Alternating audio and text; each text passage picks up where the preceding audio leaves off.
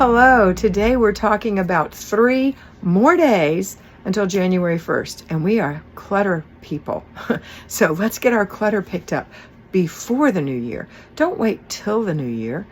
3 more days. I'm going to talk to you when it's 2 and 1. We're going to talk about it every day.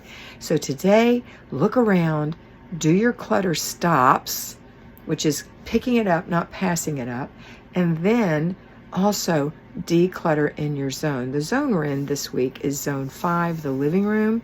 So look inside the cabinets, look inside the closets, look in the baskets by the couch, look under the table if you have storage there, and start working on your clutter to make room. Get rid of that old stuff that you don't love, need, use, or want.